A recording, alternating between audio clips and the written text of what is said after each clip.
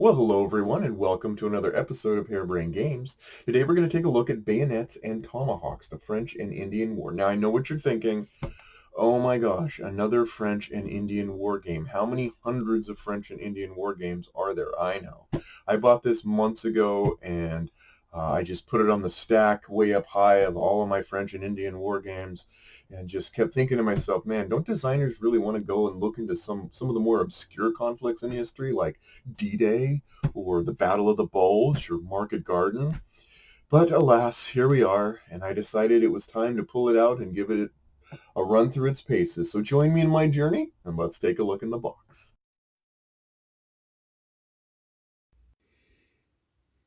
Okay, let's take a look at Bayonets.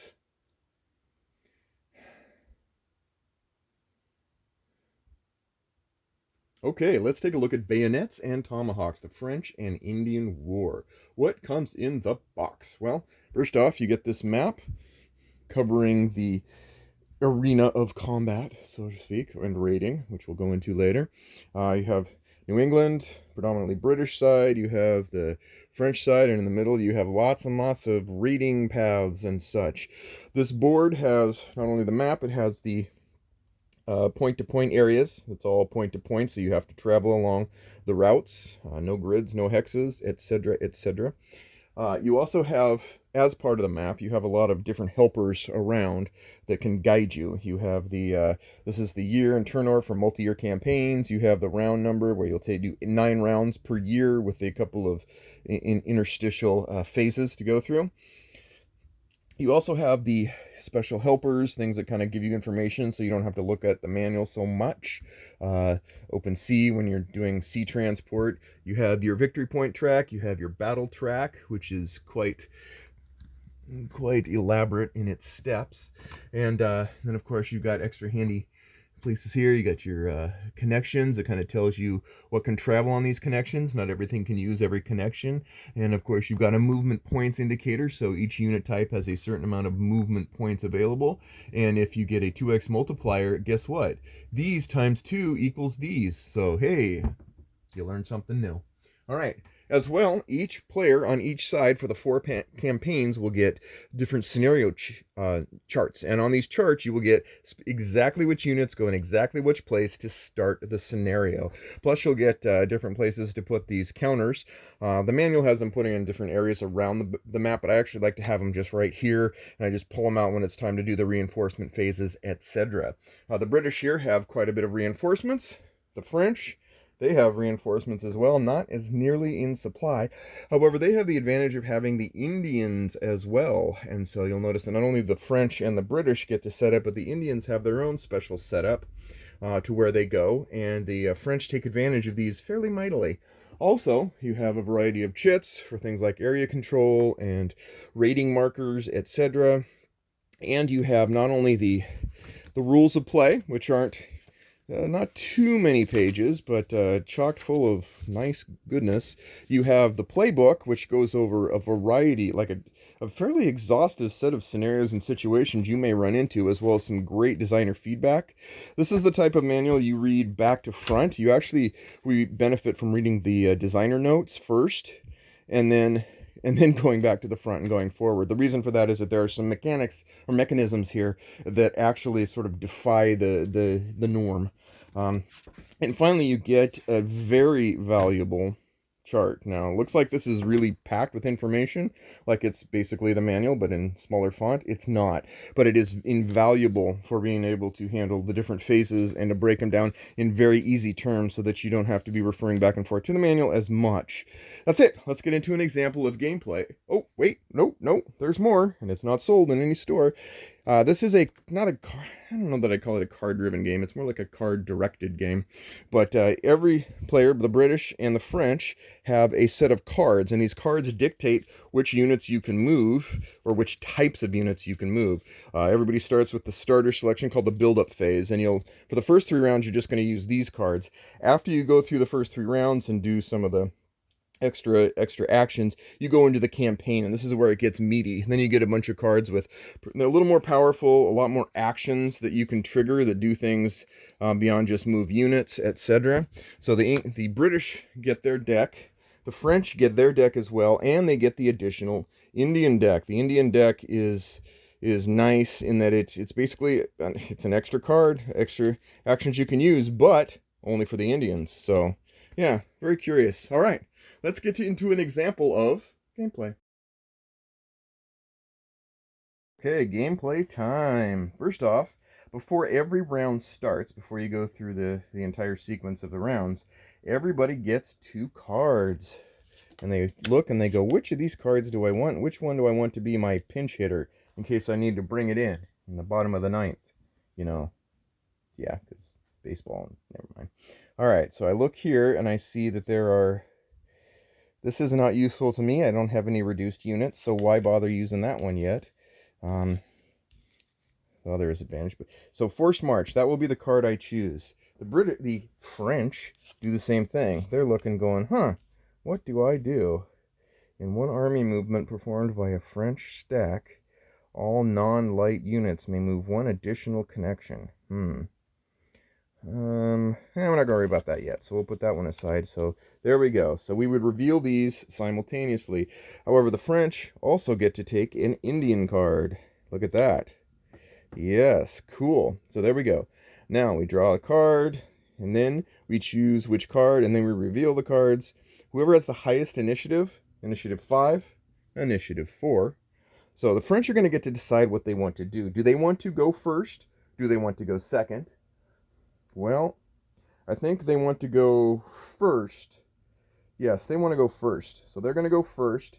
And they're going to choose... Yeah, since they're going first, they're going to do something. They want to, this is an opportunity for the first player to take they have the opportunity to take one of their actions on their card, and, yay, they can use that after the second player is gone. This gives them a single reaction to use, so kind of lets you sandwich the situation where you get to go first, but you also get a reaction phase, a reaction opportunity once your enemy has gone. So, first action here, the actions are very simple. If it's a triangle, then you can use light units. If it's a square, you can use like in brigades or stacks of brigades. Well, stack of light units, stack of brigades, which may include light units. And then this is, you can use it's for a light Indian unit only if it's not filled in. So when the French go first, they have to do the Indian card first. So basically, before we even go, since this says action round start, we have to do this first. Check all of these locations: Diaborg, Force of the River of the Ohio, and Kittanang. If none is British controlled or with a British raid marker, send to the losses box 2 of the following Indian units. Ew. Darn it, Mingo, Delaware, or Chow. That's all we're going to say. We're just going to do this. Again, I'm not saying this is awesome. With strategy, it's not, but anyway. All right, so now I have an Indian unit that I can use, and light units can do anything that you get. Let me show you this handy sheet here. So when you have a light Indian unit, so these are the things you can do: raid, light movement,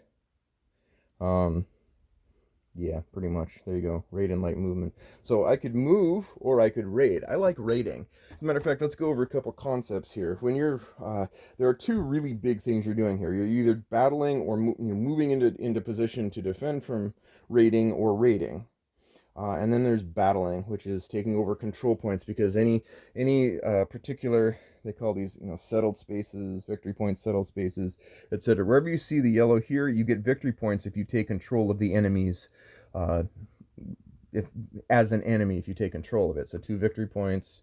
Here's two. These are raid points. These are victory points. So that's actually the things you're going to do here. Is you're trying to. It's all about victory points in the end. That's how you win. The 2 ways to do it are to take control of these and then raiding. Raiding is interesting because you don't get victory points for raiding. What you do are you get raid points.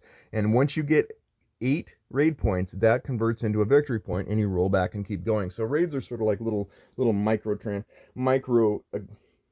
attempts to accrue points over time, sort of like trickle charging your victory point counter. So it would be in the French's best interest to raid. So it's going to take one of these, and you know what, we're going to do this. So we're going to go 1. We can move up to 3 with light units. 1, 2. We're going to raid here because this is an enemy space. If we raid it, we get a raid point.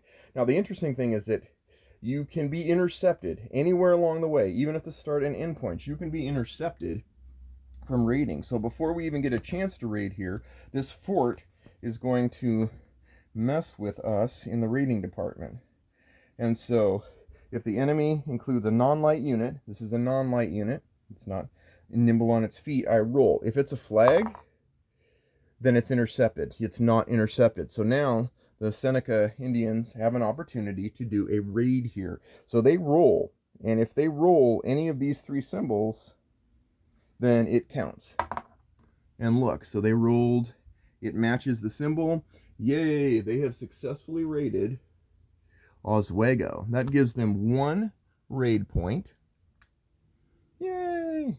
And raiding is sort of a rubber banding thing. Like you run and then you go right back. So there's no controlled ownership or anything. This is just raiding for supplies, taking the victuals and running back home. So, and you get free backsies, so you don't have to get intercepted on the way back. So all right, so that's it for the Indian turn. And of course we mark it spent. We cannot use that unit again during this action round. So then we go, look here, this is basically the wild card. You can pretty much do anything. So what we're going to do here is, we're going to, just as an example, we're going to take this stack here of everything but the bombardiers, and we're going to move. Now, brigands or brigades can only move 2 spaces. They can't move on paths, so they can't move through these paths here. They have to move, according to the connection rules, on highways, or roads. So we're going to go 1, 2. Not for any other reason than to show you. Look at that. We did. Okay, now we have the reaction. So we go over here. Now the British are up. And the British have light. They can use this to move light, a stack of light units, a stack, or a stack and sail. Now sailing is interesting. For example, if you wanted to say, go, you know what, I really need to get out of dodge here, I don't see goodness here, you can use the sail action to move up to 4, I believe, units, if they have a fleet. Have to have a fleet. We don't have one yet, but if we did, we'd move them into the sail box. The very next action round, at the start of the next action round, they can move anywhere according to rules onto a valid space. So, of course, they're spent when they do so. So it takes a little while to do, but that's the value of sailing. In this case, we're going to, we're going to show you combat eventually. So we're going to move all these units. 1, and look at that. We're going into that area. So what we're going to do is mark that as a battle. All battles are resolved at the end of the action round from top down to the bottom. So there we go. So that was one of our first moves. Then we have a chance to move any light units. So we're going to move, is there any place where we can, yes, so we're going to do this, let's see, 1, 2, 3, yes, you can move up to 3. So Rogers here is going to move 1 unimpeded, 2 unimpeded, 3, haha, he too is going to try to raid. So the first thing is he has to be, the interception here means has to roll a flag. Nope. All right, now he's going to roll to see if he can raid. He has to have, that's a miss. That was a waste of time. Well, that wasn't fun. All right. So there we go. And the final action he can do is another move of the brigade. So we're just going to move, let's move here, just there. Let's do that. Okay. So now the British side is done. We go back to the reaction. We have 1 chance to do a reaction here to end the round. And here we go. We see anything? Is there anything we can react to? What if, yeah, there's not a, we're not, yeah, I'm not seeing anything that quickly says, yes, let's do this for cinematic purposes. So we're going to go ahead and move back here.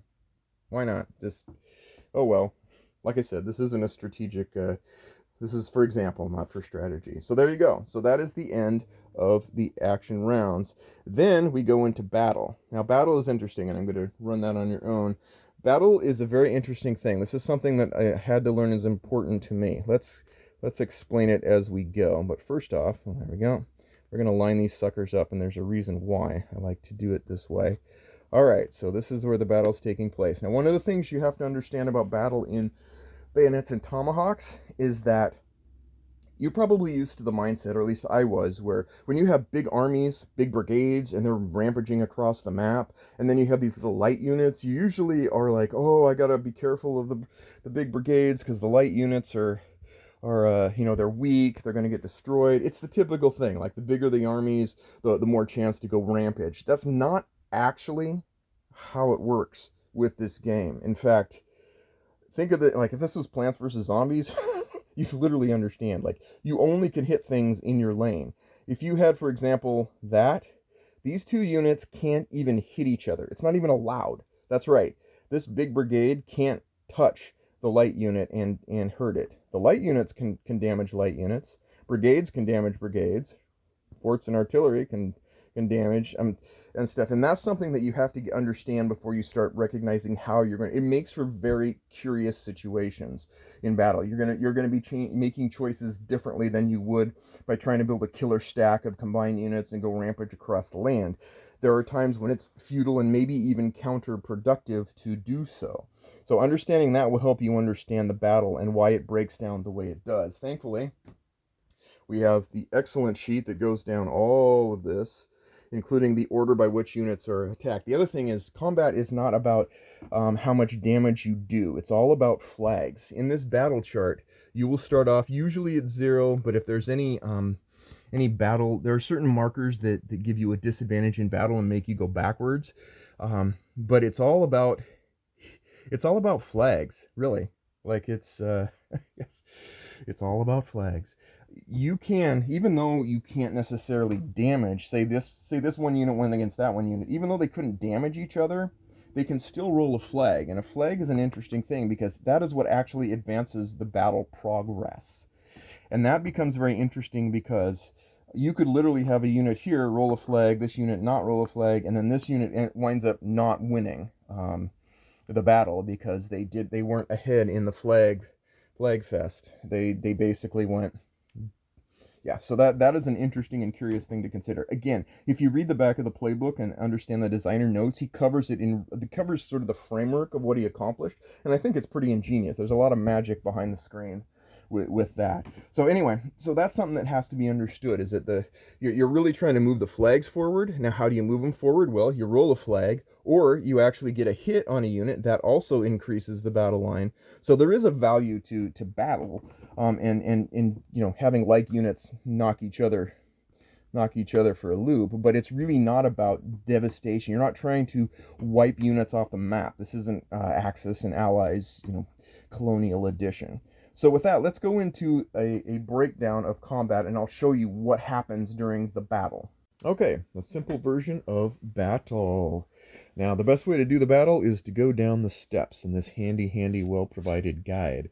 So we first determine the defender. In this case, it's the French, because they were there first. And those darn English came and, well, did a number.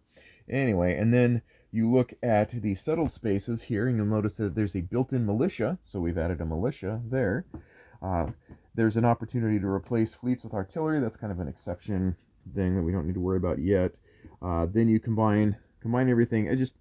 I like just making this sort of row situation because it just simplifies the order of battle, or the battle order, not order of battle. What happens here is that at certain points you might get battle penalties. For example, if you're out of supply, if you just landed on a shore and whatever. So at that time, you start with the battle track at 0, and if there's penalties, you go backwards on the track. That will start you off at a disadvantage. What the disadvantage is that effectively, if you would normally get a hit on a unit, you don't get that hit. You still move forward to try to advance the battle, but you don't get to actually have that hit register. So that's kind of it's a subtle but meaningful penalty that you accrue. And then once you do that, we have commanders. If there was a commander involved, they would go here in the reroll column, because then certain commanders, for example, this one here, light units, can have up to 2 rerolls, and that's kind of handy. That's where the commanders come in. They offer a bonus. Nothing's overwhelming, but also nothing trivial too. So then with that, we perform the battle rolls. Now the key is the defender always rolls second, so the attacker rolls first for all down the list of all the rolls. There's a lot of rolling. And you have to um, you have you have to do better than the defender. So it's not enough to tie. Tie goes to the defender. So you want to uh, like yeah, the attacker is going to have at least enough more of an advantage in the final say, and so they move up the battle track than the attacker more than defender. All right, so now you roll by types. Let me show you this sheet here. Kind of tells you a little bit better than I can. You roll in this order: non-Indian units, Indian units, Highland brigades, Metropolitan brigades, and then non-Metropolitan brigades, fleets. You're going to go down this list one by one, and you're going to roll a dice for each of these categories. So let's say here, do we have any non-Indian light units? We do. We have one right here. Yes, we do. Now here's the thing. So again, like you're going to see here that hits on like types are very identical. They have a hit priority order. So light units hit light units, but even more than that, light units can hit. They want to hit their own. So basically, it's like you want to mirror like a. Wonder Woman wants to go find Dark Wonder Woman of anger, and Superman wants to go find evil Superman. You don't necessarily go Batman, whatever. So anyway, so we have this. So we're going to roll a dice, and we have, it's not a hit, so it's a flag. Then we consult the chart. Now the thing about these dice that's interesting, and you'll notice there's different die, like hit for these, for square, for triangle and circle, hit for square and circle. Battle Tomahawks, it's kind of a wild card in some cases, and in other cases it has no effect at all. It's very interesting. A total miss, and a little commander die. If you re-roll as a commander and you miss and you roll and get this again, well, he's toast. And then the flags. And so what I rolled was a flag. So rather than go, I don't have to worry about the hits. The hits are not relevant. No hits there. We didn't have that, so we don't have to resolve that. Here we advance the factions battle marker 1. So the British have a 1 advantage. Dun dun dun. Okay. And then we roll the defender, and even if a defender is destroyed, they still roll. So they get a parting shot. And yay, what a miss. Okay, so we finished this section here. Now we go to the Indian units. There are no Indian units, so we can just skip. We go then to the Metropolitan Brigade. So these aren't Highland units, but they are Metropolitan units, so they get to go next. There's also colonial units, or non-metropolitan units that are, well, they're lesser renowned. So then he rolls. Now, there's nothing he can hit, so he's not going to get a hit, but he can still roll a flag, and he does roll a flag. Look at that. Look at that. All right, so then we go to, there's nothing back, so then we go Royal Artillery. Now, in this case, fleets go first. We don't have any fleets. Again, we don't have any of these and these, so it can go pretty quickly in smaller battles. So then, then the forts fire next. So, forts, next, that's interesting. Yeah, okay, so the fort fires next here. So we're going to have, there aren't any forts, so, but there are the French forts. So the French is going to fire. Look at that, it got a hit. So now we consult the hit scored again. So we look and go, okay, a hit was scored. Advance the faction is, well, is there a hit? Yeah, so, yep, this fort matches, and there's a matching corresponding same shape enemy. Now, normally a fort, when it fires, would hit artillery first, which is great, and a fleet second. Obviously, forts can't hit forts. I guess there's a distance thing and, entropy. So anyway, so it does a hit. Oof. Ouch. That's going to leave a mark. All right. And again, the battle moves up 1. Haha. All right. And finally, we get to Royal Artillery, the last of the last. And so it's going to roll, and it gets a flag. Yeah, it gets a flag. I get it's right. Yeah. So all right. So up we go. So now it's 3-1. So there's a difference of 2 in the battle score. All right. And finally, there's the militia, and the militia get to roll. I believe last. Why does it not include that? Anyway, the militia roll, if there's any left. Look at that. Nice. All right. There we go. So it rolls and it gets an extra flag. All right, so that is it. That is the end of the combat phase of the battle rolls. Yay! And then the outcome is the attacker wins if higher on the battle track, and the attacker is 4-1. Now here's what gets crazy. It's routed if it's 3 or more positions above below the winners. So these units get routed, and that has some penalties and not and some unhappiness. You can you can choose to get rid of forts. Lots of stuff can happen, but ultimately speaking, one of the units is gone. You can also get rid of a fort, and then you can advance your units into that spot. Yay! Look at that. So that's pretty interesting for the British there. Retreat again. You're going to go through. I'm just doing this quickly, but generally speaking, there's route markers. You'll put route markers on places, etc.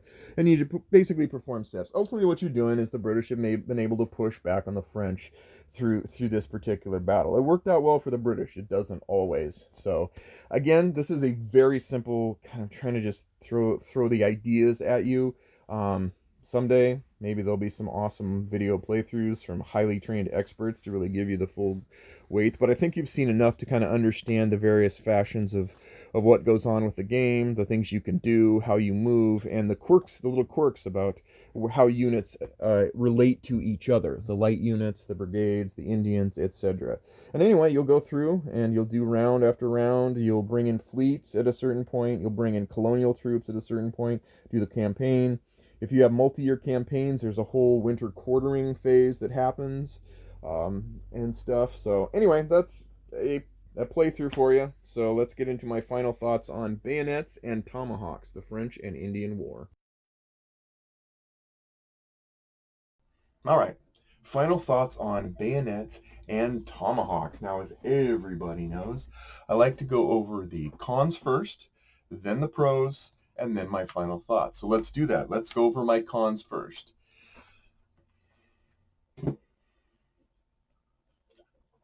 All right, let's go over the pros. Let's talk first about components, and I'm going to give an extra shout out here because the map board is top notch. It shows all the pertinent info. It's got authentic names. It isn't too busy, but at the same time isn't too sparse.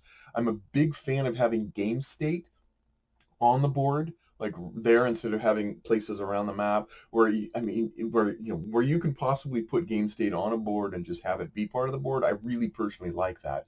And here it is leveraged to maximum effect. You've got your battle tracks, you got your victory point tracks, you got your helper boxes. Just really well done. The game pieces are sturdy. And each one represents a historic unit, which I absolutely love. There's no generic markers, really some, but for the most part there aren't, which actually gives it kind of a nice, like, this is real history kind of feel that I really enjoy. The reference sheets that come with it are absolutely, like, they shine. They are packed with info, but they're arranged to maximize lots of knowledge in as few words as possible without becoming ambiguous because of of trying to compact too much. The rulebook is a shining example of how rulebook should be. It's got just enough words to describe what's going on in each concept. It's got very consistent terminology, and where you could tell it worked hard at that. Logical rules ordering, so that you kind of get a feel of what to do, how to do it. The it's visual examples where it's sensible to have visual examples. It's great. The playbook, equally so, provides non-contiguous examples of some of the deeper situations, which I love, more than just times when they're like, hey, here's the most basic situation in the game. I like getting more situations like, you might run into this situation. Let's show you how it works. If we give you a more complicated example, you'll easily be able to roll back to some of the simple ones. Love that, really do. It's topped off with extensive design notes and insight into how this game came to fruition. Each campaign has its own custom guide page that not only tells you what units to use, what reinforcements to bring in, what phases to bring in of them, and like you literally have a place to put all of these units. It also has the advantage that it gives you a little mini map and actually tells you the starting units, where on the map to put them, because a lot of these names are not going to be familiar to people who haven't mastered, true omniscience of the French Indian War, regions of the Americas where it occurred. So I'm actually extremely, extremely happy that they did that. And it's nice to have that one sheet. It's literally a campaign cheat sheet. Tells you everything you need to know so that you can just focus on the scenario at hand. I highly, yeah. Anyway, let's go on to that. The one thing I really love about this game is if you look at the entire swath of the components, just beyond that, is the information design. Now, a lot of times people talk about the game design, the art design, component design. But there's a value to information design in being able to see exquisitely designed information paths everywhere you go, where to put information for players to be exactly there for the players without overload or underload, where you've got the map helps on the map, you've got the scenario guides, the playbook. This information design is knocked out of the park. Absolutely wonderful. It's very clear also that the designer's research into the topic was both sincere and thorough in its pursuit and zealous in its presentation of that research throughout the game wherever it was possible and fitting. So points to that. Now, as for the game flow itself, the gameplay, I think it's ingenious in it's a simple path with lots of options that never balloons too far out of control.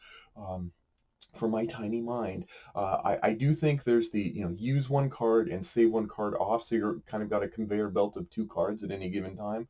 Has ramifications of over basically a plethora of cards. If you're used to cards like, hey, I've got 5 cards here, which one am I going to use? Whatever, you're down to like, okay, A/B testing here in a big way. So one use, one in the hopper. You eke out the best you can with the cards you've got. Like that, year by year flow of this game is a nice, great arc of action rounds. The action rounds flow itself is straightforward and sensible. You have the interstitial reinforcement phases that inject variability within certain parameters. So each game session it differs. Not wildly, but it differs. Well, maybe wildly. The reaction opportunity is genius. I like, hey, if I go first, I can save off a move for later. I think that's really, I've used that quite a bit. The actions on the cards at the right level of impact. This isn't a card overlord game at all, where the cards sort of drive too much, like I'd mentioned or referred to. That's more like, card influences or card suggestions, card forceful suggestions, card strong recommendations. Anyway, I just the other thing is I like the twofold high level objectives of this game. I like the fact that you have your army actions, but you've also got these raid actions, and it makes it more than just Axis and allies or with risk kind of thing, where it's more than just the sum of combat maneuvering. Raiding is important. It's the trickle charger of victory point accrual, and shouldn't be in different times. It's merited and battle. At the same time, battles themselves are not foregone conclusions at times. There's some yeah, like you might want to, when you're doing battle, you have to think through the battles. You have to think through when you battle, how you battle, what who you want to bring into battle. This isn't just calculating, adding stats and playing the odds. Well, it kind of is, but it's masked pretty well with quite a few different ways that battle is unique.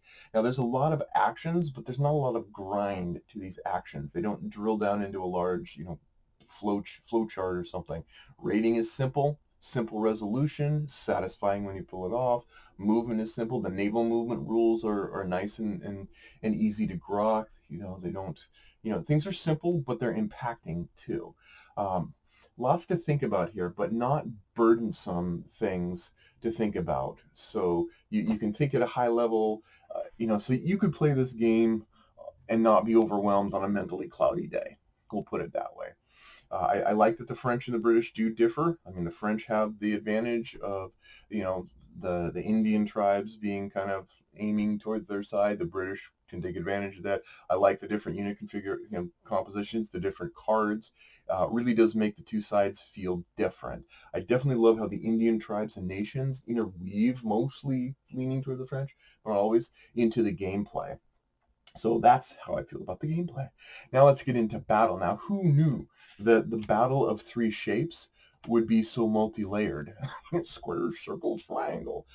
This has been a great year for games that invest in the battle phase of their gameplay as a marquee feature. I've seen more than one this year where I've been dutifully impressed because, as I mentioned last year, I kind of grow, or for a while, I kind of just grow less enamored with the bigger the units, the more 1d6s you roll and maybe a couple re-rolls and blah, blah, blah. So I really like when people put care and attention into it. And this isn't the first game to do it this year. It's definitely one of the better games to do it this year. Once you fathom the reality that the big squares are not intrinsically better versions of the triangles, for example, then things click, and then your strategies begin to adapt from it in ways that are really clever and fresh. I love sort of the real world rugged nature to the battle plans. You got your light units skirmishing, your big brigades clashing, forts and artillery pounding, all in this lockstep pattern. I really love the untethering of the hits as the primary way to win. This is not you can throw out the idea that you go conquer the map and eradicate units, and it is not the way in this particular game. Victory is always in the end about the clever use of flags, and even the smallest hobbit or militia can change the course of destiny in that regard many times. Yes, hits matter, they do, but winning matters most, and in many ways this is a game of jabs, not right hooks, until a good reason and a good timing arises for that right hook. Uh, this game rewards you heavily for thinking ahead of what units you want to bring into battle. It's almost the opposite of the killer stack mentality. You have a streamer. In some ways, this streamlined battle sequence that I showed you is sort of is. And some don't think of it as streamlined, but I'm comparing it against games that have a very intricate battle flow too, like Nevsky or Pendragon. And I think this does a real great job of summing a lot of those into a really nice tight flow of battle. One danger that I've run into of, when you take battle and you expand it out with interesting inputs is that the game can bog down into this sort of sub game where everybody go in and we play the combat, we come out and you're like, okay, where was I? This is mitigated. This concern is mitigated here, and that it's really not that long for two knowledgeable players to run through the steps and get to the conclusion. And the overarching game itself is straightforward enough that you can reacquire a proper view of the game state without any difficulty. So, and the other thing is, I love that the battles here feel plausible, with a natural tendency to keep common results common and fringe results rare but possible. And even that rare possibility is kind of a sweet tension builder. So, in closing, Bayonets and Tomahawks. I bought this game, as I said, early in the year, and I kept staring at it. In all seriousness, I was joking in the introduction, but in all seriousness, I kept staring at it, and every time over the months, I'd be like, okay, I know there's a good game in there. I can sense it, but I just didn't have the mind strength to dive into it and give it fair attention until recently. And I'm going to go into gush mode here a little bit, but I got to say, it's been a pure treat to run this game through its paces. I love its rulebook, its helper aids, campaign guides, deft historical touches. All of this makes me feel like I'm kind of slipping into the driver's seat of an 18th century Aston Martin, to be pampered by 1,000 little touches and attentive details designed to make playing this game as pleasant and memorable as possible. And the other thing I really like is that at times I felt like I was playing a game that melded the mechanics of 18th century war into it, rather than applying 18th century paint onto a generic battle system. I think it really shows the immersion level that was attempted to bring the historical flavor into this game for the sake of this game uniquely. Every game I played of Bayonets and Tomahawks so far has been better than the one before, and that's a wonderful trajectory. Like that's a delicacy of wargaming that I'm more than happy to binge consume. So now, one caveat is I haven't played Wilderness War, and so I'm not the person capable of making that comparison. But I will speak to it on its own merits, and I will say that this is the best French Indian war game I own, and it's a very serious contender for my favorite war game of 2021. Definitely highly recommended. And that's it. We'll see you next time on Harebrained Games.